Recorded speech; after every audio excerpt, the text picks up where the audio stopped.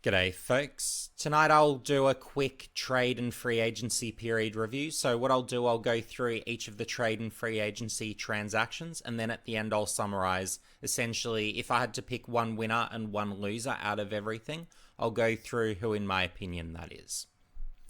So, to start off with, Himmelberg to Gold Coast. Don't really see the need there. I think he'll just go to depth. And obviously, Adelaide gaining nothing. Well, it is what it is. But yeah, Gold Coast, obviously, they've got a strong group of key forwards. So yeah, I don't think Himmelberg will really do anything consequential there. Josh Battle, decent get for Hawthorn, but obviously the compensation is the big story to St Kilda, and that will set them up well going into this year's draft. Obviously, they're starting, as of the last few years, to really build up a core of young players. So we'll see what they can do with this draft. But they're trending up, so it'll be interesting to see how they go next year.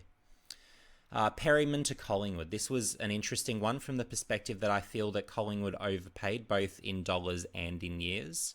But of course, with their Houston deal coming later on, it makes it a bit more justifiable from the perspective that, well, with Collingwood in win now mode, if they're bringing in certainly at least a Houston, well, having a Perryman as well, that really puts Collingwood in the type of frame where, look, it is viable to say that they could be one of the 4 or 5, maybe even 6 potential contending teams next year. So we'll see how that goes for them. But certainly it's a move towards winning now. And if you're a destination team, I personally like that approach conceptually, even if I don't necessarily agree with the number of years or the dollars that Collingwood are spending on Perryman. And of course, you've got the compensation to GWS, which I think is fairly reasonable. Campbell to Melbourne, obviously a depth move and no compensation there for St Kilda, which is understandable. Haynes to Carlton, I think he's got the scope to be a potential piece there, so we'll see if he earns a regular spot, but if not, at the very minimum, his solid depth. So certainly a solid get, and then, yeah, no compensation for GWS. Cumming, I think it is a good component for Adelaide from the perspective, and this will be a theme across Adelaide's trades, is that they've really identified needs and gone out to get players who can fill those needs. So, yeah, to Adelaide's credit, they're really approaching the trade and free agency period in the spirit that I see that it should be really taken. So I think that's quite good there. And again, the compensation for GWS, pretty solid, if not probably actually a touch above what I'd say Cumming could be worth if this draft is to be a good one, as many are suspecting anyway. Neil Bullen, again, solid pickup for Adelaide and another step in the right direction towards competitiveness. So again, what I always say about the trade and free agency period, it's all about really identifying and addressing your list needs so that you can actually go into the draft and pick the best players there. So again, to Adelaide's credit, they're approaching it the right way there. And the compensation for Melbourne was roughly what you'd anticipate, really. So Darling to North Melbourne. So this was really the start of a particular trend, and a trend that I actually quite like for North Melbourne. And I'll go into the details around the why. So with any club that is really looking to build through the draft, you really want those veterans who have been part of premierships previously. So to give you a case study, just looking at past players from one club, you can look at Luke Hodge going to Brisbane. Well, eventually that's turned into a premiership. And at the time, of course, when he joined, it was a pretty dire situation, to say the least. And I guess you could also give Jack Darling, even though it was a one-season stint, and of course he's gone back to Hawthorn, the partial credit there. You have, of course, Sam Mitchell to Hawthorn. You've got, to West Coast, so resulted in premiership later on. Jordan Lewis, Melbourne, again, premiership. Isaac Smith to Geelong. He was actually part of a premiership at Geelong. But again, you've got this real trend of, you've got these former premiership players, they go to a new team and good things happen. So Jack Darling is one of those types of components where, look, of course, nothing meaningful has been given away. So even with Jack Darling, of course, not being the player he once was, you still do at least have that premiership experience and understanding around, okay, well, this guy has actually been there, knows what it takes. So that's really something that the young players can really I guess, look to and really, I guess, learn off of, which is really important for a young list that are really looking to emerge over coming years. So again, methodology I really like, so I have to give North Melbourne credit there. And West Coast, so Jack Graham, again, West Coast have got a similar idea to North Melbourne from the respect that they're really looking to bring in former premiership veterans. And my personal opinion is with a bit like those Hawthorn veterans who have gone on to other clubs and really propelled those teams to premierships. Well, the idea of actually bringing in Jack Graham and then later on down the track in one of the other transactions, you've of course got Baker as well moving to West Coast. Well, there you've got multiple time premiership players right there. And of course, West Coast have won their premiership. They do still have existing premiership players, but nonetheless bringing in those multiple premiership players, for me, that's really a multiplier in terms of the quality that you're actually bringing in terms of that premiership experience. So to bring that to a list where, look, West Coast still do need more good youth, but they're a list that will have youth really ongoing coming through the draft, with most likely high draft picks to be realistic still for a few more years yet. So to have that, to have guys like Harley, Reid, you've got your Ruben Ginbys, so you've got those types where, look, they're really going to learn off these Jack Grahams. So, yeah, and look, reasonable level of compensation for Richmond. They'd probably like a little more, really, but it is what it is at the end of the day. But yeah, Jack Graham, good get for West Coast with, I guess, that understanding around the quality and usefulness of veteran leaders. So next you've got Richmond and Brisbane. So an exchange that ultimately moves Richmond up the draft. So ultimately a good move there. And of course, Brisbane are really looking to accumulate those picks for, matching, of course, on Levi Ashcroft, who, he looks sensational for Brisbane next year, it's fair to say. And I last saw him in 2022. And I can tell you right now that even in 2022, he looked like, even if he was eligible that year, a top 10 pick, which is really something. And even compared to Will, he was a bit like Will as a midfielder, but then even had a little bit of extra forward craft. So it'll be curious to see whether he's even better than his brother. I think there'll be a real conversation around which is the better brother going forward. So yeah, exciting times for Brisbane with those brothers, that's for sure. Okay, so, and again, looking here, so it's a real focus, again, from Brisbane to really, I guess, focus their energy into this year's draft. And then you've got Carlton moving back really into next year's draft. So whether that's a good move, we'll have to wait and see. But yeah, my understanding, at least without, again, having watched any of the recent draft picks or recent years of under 18s, is that this year's draft is stronger than next year's. So look, I'd certainly give Brisbane the edge on that trade on that basis, and under the probably pretty reasonable assumption that Brisbane will have another very, very good season next year. Okay, so Carlton moving up to pick 14 in this deal. Honestly, that's a great opportunity, and well done to Carlton to be able to, I guess, have that ability to do that. And looking ahead to next year, well, I'm expecting Carlton to be, I think it would be a pretty reasonable expectation to say they look like a top 8 team. If not, they'll be very close to, would be very reasonable to say. So yeah, ultimately, look, they are giving up the 2 picks, but the impression I get, at least from what limited people have been telling me on Twitter, at least, again, that's how out of the loop I am, to be fully transparent around this year's draft. I do get the sense that this is a fairly good deal for Carlton there.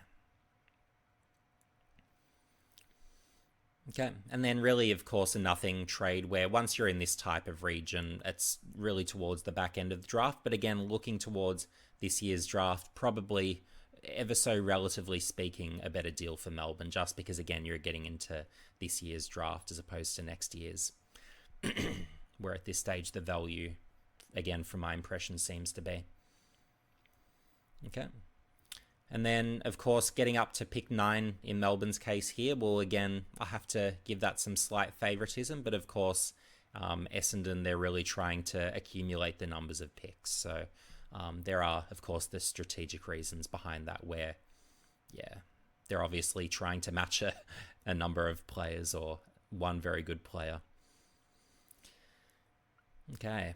And then we've got, of course, the Baker deal that I was referring to before. So West Coast, I find a bit like North Melbourne curious from the perspective that they really understand, and it's very clear that they understand the value of veteran leaders based on the way they've approached this trade and free agency period. So again, real thumbs up for them really doing that and doing that well. The relative query, though, is, of course, moving out of pick 3. I would, of course, more years than not want pick 3 over pick 12. So what that tells me is that, or what I gather at least from that, is that there's likely to be probably a WA prospect around pick 12. They've done this before, West Coast, where they've moved back from an earlier pick.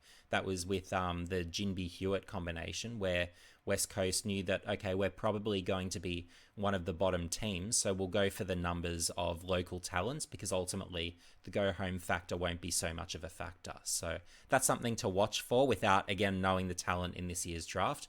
I would wager that West Coast probably have some sort of thinking around maybe in this range there might be a few WA players potentially in the mix who they might maybe even see potential value in. But of course, getting Baker is good. Owies, we'll have to see how he fits. But yeah, West Coast definitely still do need those at least able enough players. So I can understand that list addition there. Even if I'm not necessarily going to say he'll be a difference maker, which unlike a Baker I think will do quite a bit more towards really helping West Coast more meaningfully, particularly with their youth development beyond just simply his on-field impact. Richmond, in terms of compensation for Baker, I think that's pretty reasonable compensation, to be honest. So I think that's solid enough. Carlton here. So again, moving up to pick 3, they've done an amazing job moving up. So credit to Carlton for really managing to be able to do that. And look, moving, I guess, the combination of picks, I don't mind doing that on the condition that pick 3 is really that substantial of a jump. And if this is really looked at as a particularly strong year, well, you'd be expecting that around the pick 3 range, you're looking at a genuine star for the future. So, yeah, I don't mind that from Carlton there at all. Okay, pick exchange. So here it looks like Brisbane were looking to move up, and then you've got, of course, St Kilda who is splitting the picks. With the idea of, the McRae deal. Okay, this one is interesting, and it's really the most interesting trade of the period. So to go through the details. So what I've said about Collingwood, and I've tweeted this out live at the time of the deal being done, the addition of Houston is a difference-making deal that puts Collingwood back in the mix of potential clubs to contend for next year. So that means that highly, highly likely they're a top 8 team, and there's a very good chance even that they're top 4. So every year there's a team that misses the top 8 and then jumps to the top 4. I think Collingwood will make that jump back into the top 4. So we'll see what happens there. But in terms of the sheer quality, a lot of people won't understand how good Dan Houston is. And to really go into how specifically, on Collingwood's list, if he was with Collingwood over the last 2 years, I'd say he's probably Collingwood's second best player. That's how good Dan Houston is. And for Port Adelaide, I would say it's either a 1A or 1B scenario. You've got Zach Butters, you've got Dan Houston.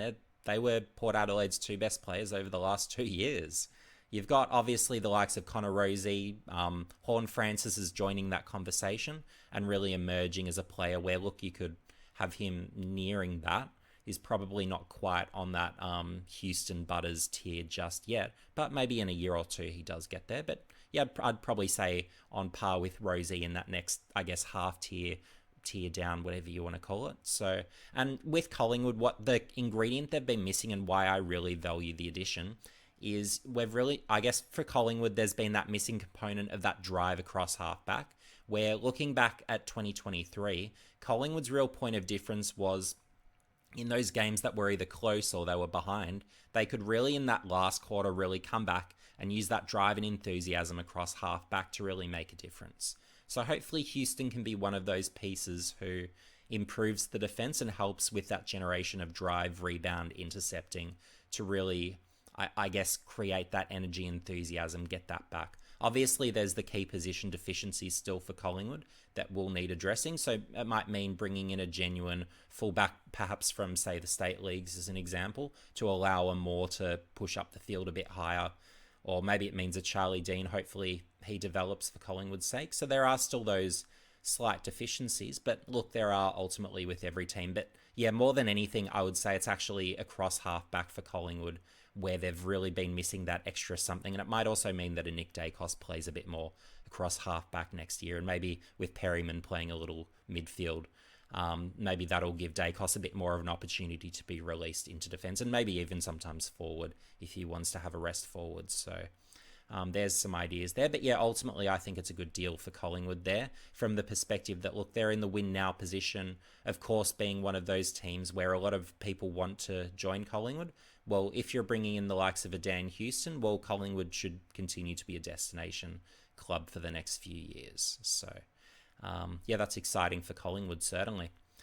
Looking at Port Adelaide's perspective, a lot of people would assume, well, okay, Dan Houston's gone. That's emergency because ultimately, I'd actually say structurally, he was probably Port Adelaide's most important player.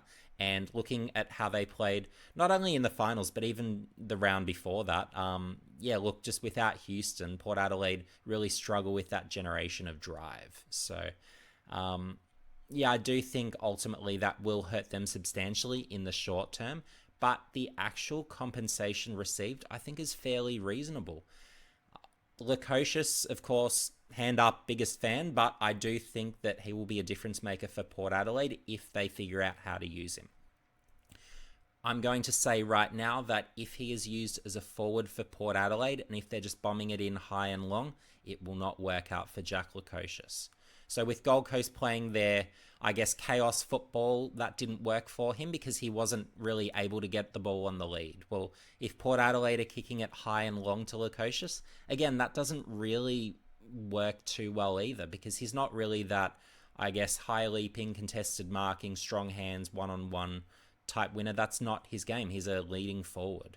That's his style of play. He wants to take 150 marks over the course of a year on the lead and then ultimately lace out, hit the targets inside 50, kick his share of goals, probably that 1.5 type goals a game, maybe pushing 2 in a good year, that sort of thing. That's his type of game if he's a forward.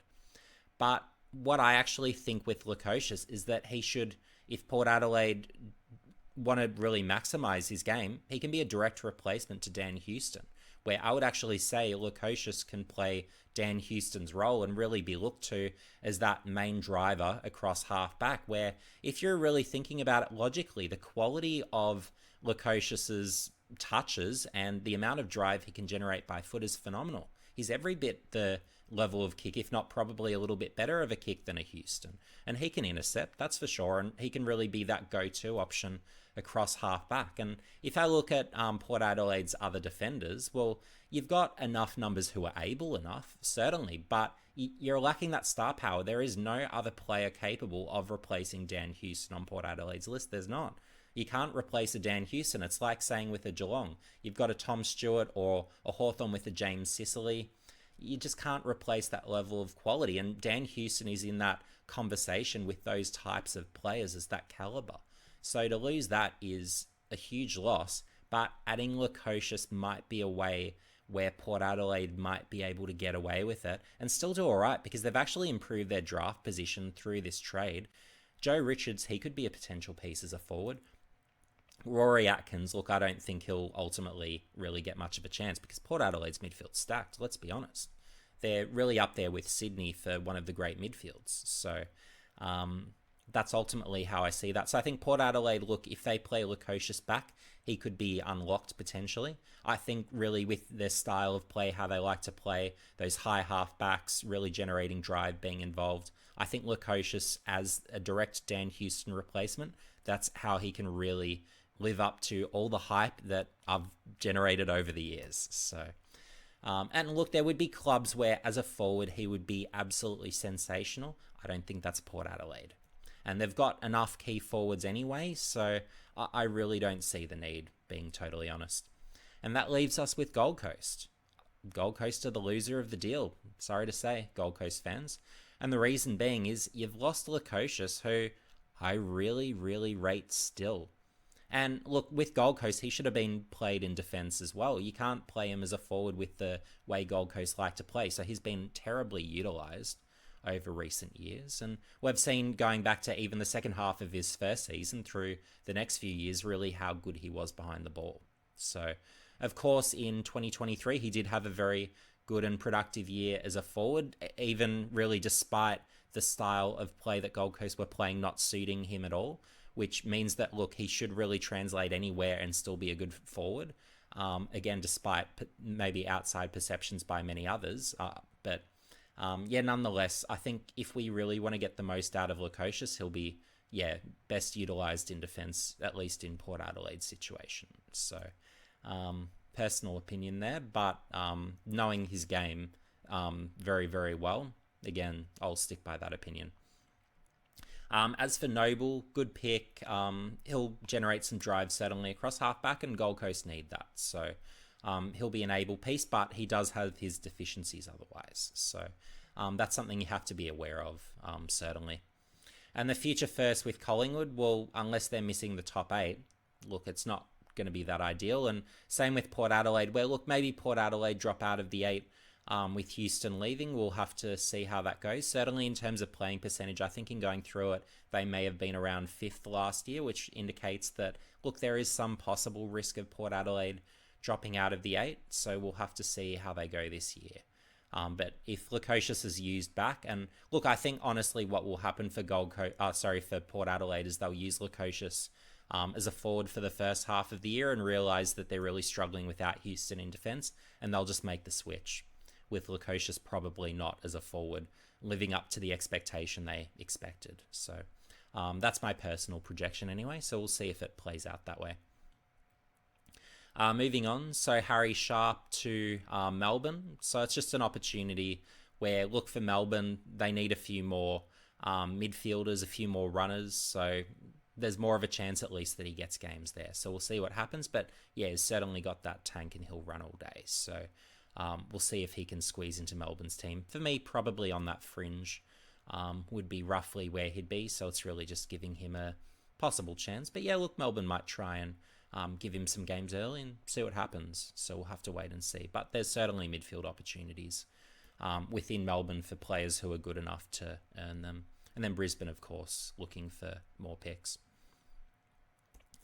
The Bolton trade. So I think, and obviously huge loss for Richmond. Huge loss because ultimately Bolton's a gun. That's a given.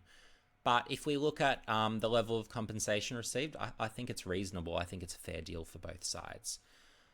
So, and with Richmond obviously getting all these picks and in what's considered a good draft, well, yeah, they've got a real opportunity to load up on some good youth because ultimately Richmond don't really have a lot of good youth at the moment. So they're in dire need. So we'll see if they can, manage to get a few. So fingers crossed for them they can. But yeah, Bolton, big time difference maker for Fremantle. And yeah, I think he'll be very, very good for them. Rioli to Gold Coast, it's a big overpay. If you look at not only 6, but then 23 as well, wowee. I wouldn't pay pick 6 for Daniel Rioli. So, look, obviously helps. Gold Coast, they do need that drive across half back, and bringing in Noble and Rioli, that helps with that. So they're filling needs, which is what you need to do. And it's great for Gold Coast, obviously, to be bringing in opposition talent because they haven't really been a destination over recent years. And they've really struggled to be able to do that. So, look, that's a step in the right direction from that perspective, but I don't like the overpay. You need to really still be, I guess, cognizant of what the value of a footballer is. And for me, this is way too much for someone who really shouldn't cost that much to acquire. I would really have instead looked at alternative ways to address the list need at a much reduced price. So that's my personal opinion anyway. You're welcome to disagree with me there. But yeah, not a deal I'd make for Gold Coast. And Richmond ultimately, for me, have really, fleeced Gold Coast. So well done to Richmond for extracting that level of value for someone who, obviously was, keen to go. Peatling, another real needs filler. So again, keeping with that theme for Adelaide of bringing in able footballers who can potentially fill a need. So they've done well. The price was reasonable enough. So I think they've done fairly well there. No issues with Adelaide with that pick. And yeah, GWS have done fine. Maybe they could have done a little better with the deal, but yeah, no issues there. Caleb Daniel to North Melbourne. So again, it's another case of another past premiership player coming into North Melbourne, and with the hope of that, of course, helping accelerate the development of the youth there. And the bonuses there also being that with Daniel being that rebounding type across half back, well, then it really releases the likes of Mkercha to play further afield. You shouldn't really need Sheasel back as much, and it's been good seeing him, of course, pushing more midfield and even forward at times where he's played most of his footy. So, having a Daniel being brought in is obviously a good thing for a multitude of reasons for North Melbourne. So that really helps them from not only the win now perspective, but also player development. And if you've got a guy who obviously shortest in the AFL throughout really his tenure, and of course, getting that much out of himself, well, having those types of training habits, that's ultimately going to be huge as an example for all the young players for North Melbourne. And having that experience and veteran leadership in defence as well, just being behind the ball, being another coach, being able to coach up that whole line, really direct the field, I think that's really more valuable than a lot of people realise. But the price paid is more than I would have been willing to pay. So that's the thing. So the Dogs, you did very well to get pick 25. So well done to them to get that level of compensation, really for someone who was really on that fringe this year. So that's what makes it such a good deal for the Dogs ultimately, to get that level of currency for someone that they didn't really want at the end of the day, or didn't really have a need for, based on, I guess, how they were selecting their teams. Even though for me, I do rate Caleb Daniel for the purposes of the Dogs as the best 22 player. Well, of course, their coach thought differently. So Parker, again, exceptional get for North Melbourne, and I really like the way they've approached this, and great value as well. And with Sydney, they don't really need him at this stage. And being at his age, well, that's fine there. And look, Sydney, they can replace Parker. For me, he's still best 22, so he would have been ideal to keep, but ultimately I can understand being respectful for his wishes to move on to another opportunity where he's more assured games every week, and really he can play a greater role as well with helping develop a younger group. I think Parker's really going to be ideally suited to that, and also with a more prominent midfield role potentially for North Melbourne. I think he'll be a real difference maker in there as well. So great get and good value, and really exactly what North Melbourne need, because that's going to help so much when you've got the likes of, whether it's your Sheasels, your Wardlaws really developing as midfielders. You really want that premiership and extensive finals experience that you've had with a Parker, and of course someone who's really reached incredible heights in the game as he has, being really an exceptional player for such a long time. That's really great. And with a Constanti, look, that's just a throw-in ultimately at the end of the day, where hopefully he can develop as a forward. He really hasn't lived up to expectations just in the VFL with his performances. But we'll have to see, of course, can he lift his game with potentially at least a spot there in that North Melbourne forward line. So hopefully he comes in motivated and, really has a crack and lives up to his potential, because he is a lot, or at least he was projecting to be a lot better than he's been so far to date in the VFL. So we'll see if they can get anything out of that.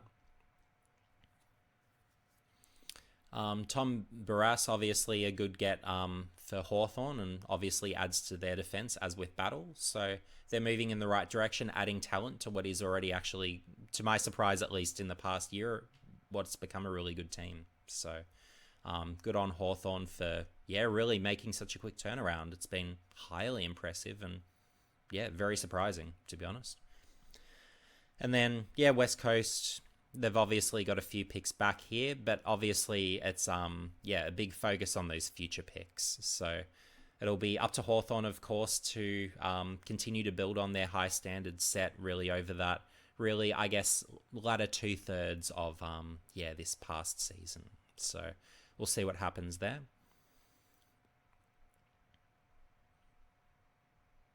And then, yeah, we've got the Bailey Smith trade. So Geelong, again, great outcome, getting a really good footballer for a really good price. And of course, because of where they were positioned, they didn't really have a whole heap of picks they could really give. So, yeah, ultimately they've done really well here. And had he walked into the drafts, which is obviously why they could get him so cheap, well, he probably would have made it to Geelong's pick 17 or wherever it would eventually add up after bidding.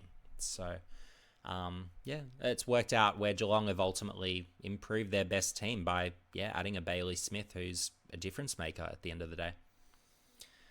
For the Dogs, losing Bailey Smith and Jack Macrae hurts. But with that said, though, they were an incredible team even without Smith this year, and with Jack Macrae really not, I guess, figured prominently at the end of the day. So, yeah, it's, I guess, a loss that they won't really feel so much, which is weird to say for footballers of this caliber.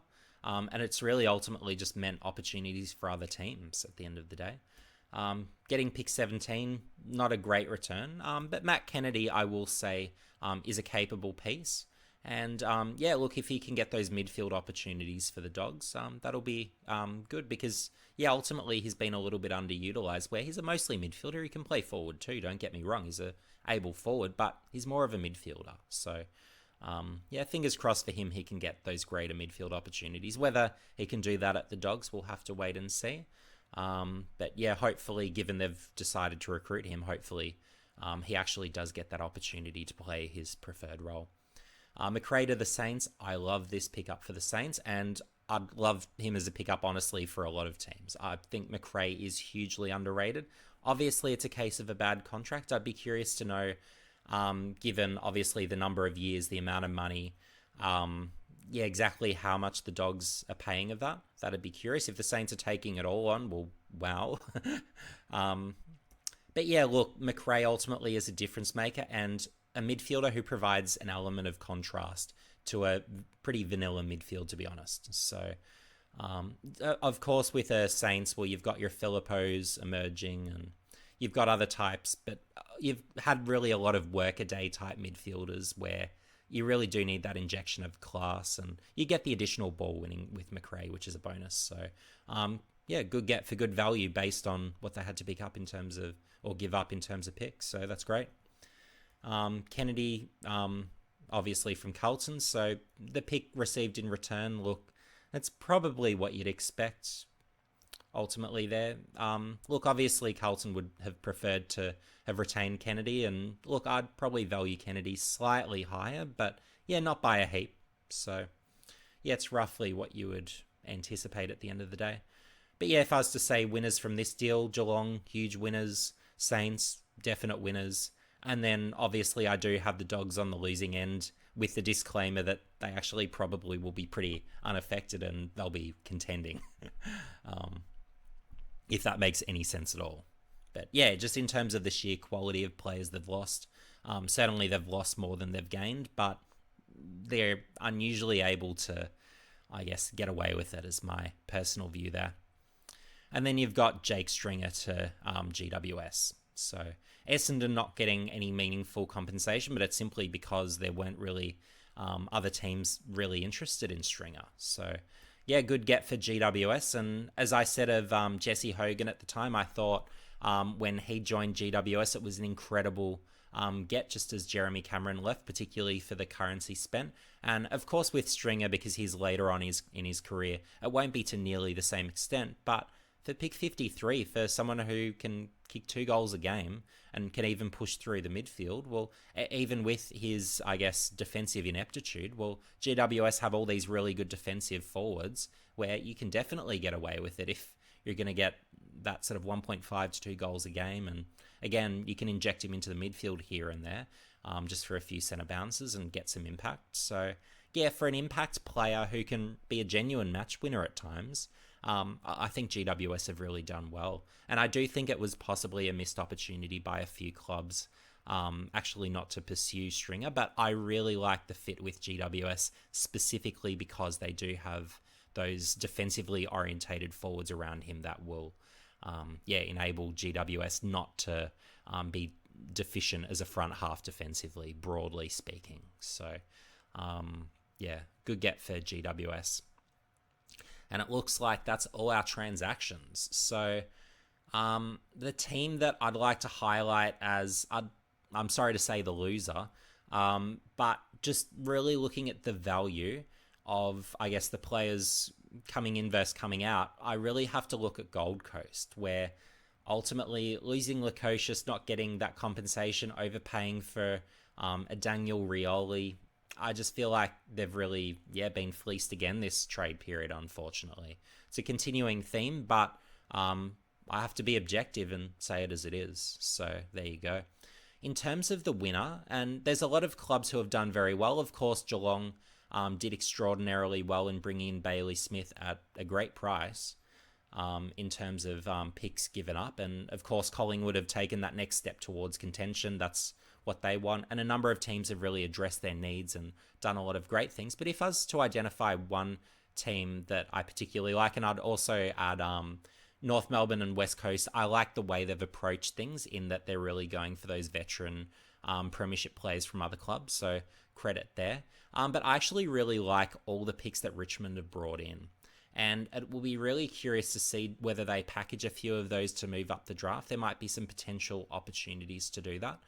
But if they just keep the picks they've got, well, with the mountain of picks that they've actually got, I think they're really well positioned personally to, maybe make a real dint in this year's draft. And if they have the talent ID to really, I guess, find the number of players that they really want and need, it'll be a real step in the right direction. So we'll have to see, can they capitalize? They've got a lot of deficiencies across the field, particularly through the midfield, I'd even say. So really being able to add potentially a good number of players to really, I guess, start that rebuild will be a good step. So we'll see how that goes. But winners for me, Richmond. And as I guess if I had to pick an overall winner, and then on the losing end, and Richmond as well, I should say, with those players who we went into the off-season knowing would leave anyway, to still be able to get that level of compensation, in particular for Rioli, I really have to give Richmond their credit there. So good on them for, really making the best of their situation. And when you're really, I guess, moving down the ladder, it's really that, I guess, extra level more challenging to be able to get compensated, particularly when there's key players leaving. So really have to give that acknowledgement and credit where it's due. But if you've got any questions in the comment section below, hit me up, whether it's a view around any trades or free agency transactions. What do I think about whether a player is going to be best 22 or how they really impact such and such? Do let me know. I will be very, very limited in terms of what I can tell you about the draft, because ultimately I've basically seen no one. I haven't really, it's only really those who are playing NAB League in 2022. And frankly, if there were any other than Levi Ashcroft, I'd have to be looking through my notes, and it'd be the same with those, playing in the Sandful under 18s or the Waffle under 18s. Same story. And but really, ultimately, I thought I'd do this video just based on how well received my previous video was. That was about, I guess, Collingwood's approach to this off-season really being as aggressive they are in terms of going for players over picks and the methodology around that. So, if you're viewing this video, you've got to the end, you haven't seen that video, I highly recommend going and watching that one now. I think you'll enjoy it if you've enjoyed any of my analysis today, because it really goes into, I guess, a lot of the concepts that people in the media either don't know, don't understand. Even people in clubland, a lot of list managers might not fully understand a lot of the ideas that I go through to the same level of depth that I cover. So give me some thoughts and feedback on that video as well if you have any particular opinions or want some feedback around particular methodology for certain clubs. That was a type of, I guess, passion project type thing where I just got some inspiration in the moment and really wanted to cover it. So that was a bit of fun for me to go through. But anyway, folks, see you on the next one.